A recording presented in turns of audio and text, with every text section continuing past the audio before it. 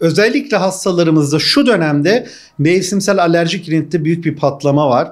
Tabii bunu ne tetikliyor diye sorarsanız özellikle halk arasında mevsimsel alerjik rinit saman nezlesi olarak bilinir. İlkbahar ve sonbahar aylarında havada artan polenlere karşı vücudun bağışıklık sistemi aşırı tepki vermesiyle ortaya çıkar. Ağaç, çimen ve yabani ot polenleri, havadaki küf sporları, rüzgarlı kuru hava polenlerin özek yayılmasını arttırır. Açık havada çok uzun süre kalırsanız, pencereleri çok uzun süre açık tutarsanız bu tetikler saman nezlesini.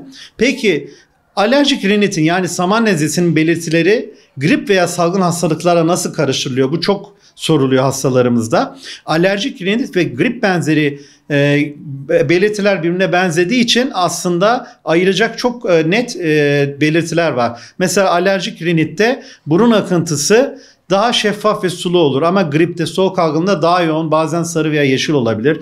Hapşırmaya baktığımızda alerjik rinitte sık ve peş peşe hapşırmalar olur. Grip ve soğuk algınlığında daha seyrek hapşırma olur.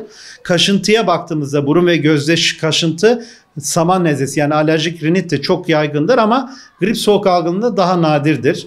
Ateş genelde alerjik rinitte görülmez ama gripte soğuk algınlığında ateş olabilir. Kas ağrılarına baktığımızda özellikle griple gelen hastalarınızda ciddi kas ağrıları yaygın, dayak yemiş gibi hocam diyor. Ama alerjik rinitte kas ağrıları genellikle yoktur. Son olarak özellikle alerjik rinit haftalarca sürebiliyor bu polen döneminde ama grip yani soğuk algınlığı genelde 7-10 gün sürer.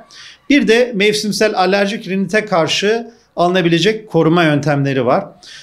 Polenin olduğu, yoğun olduğu saatlerde değerli izleyiciler lütfen dışarı çıkmayalım. Özellikle sabah saatlerinde. Eve geldikten sonra lütfen kıyafetlerinizi değiştirin, duşunuzu alın. Pencereleri havalandırdıktan sonra kapalı tutun. Yani uzun açık süre tutmayalım. Özellikle polen mevsiminde havada polenler uçuşurken arabada ve evdeki hava filtrelerini düzenli değiştirelim. Eğer mecbur çok etkileniyorsanız tabii maskede kullanabilirsiniz. Özellikle dış ortamda polen yoğunluğu fazla mesela ormanlar içinde yürüyüş yaparken gibi. Bir de alerji ilaçları aile hekiminize danışarak antihistaminikler veya burun spreylerinde doktor önerisiyle kullanabilirsiniz.